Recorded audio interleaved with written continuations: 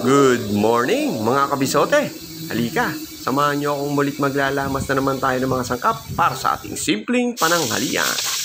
Ayan, magigisa lang tayo dito ng ating bawang, sibuyas at kamatis. Lingkisin lang natin maigi ang kamatis, durugin-durugin at ilagay ang giniling. Sangkotsaing mabuti ang giniling mga kabisote. Sunod, timplahan natin ng patis at paminta. Siyempre, yan ang mga panpalasa natin na ginagamit lagi mga kabisote. Sunod na natin kapag nasangkot siya maigi.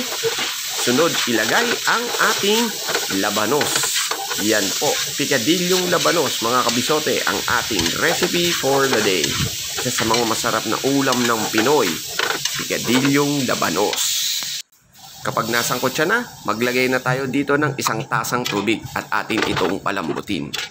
Shoutout muna tayo ng ating mga followers. Shoutout kay Ronel Tabalan, mga boss ko na sila Rudy Pasyon, Ramon San Juan, Mark Lorenzo at kay Jam Morada na pinababate ni Nico Galvez na iyong BFF. At sa lahat ng mga nagpa-follow, nag-share at nagla-like ng ating mga content, maraming salamat po sa inyo.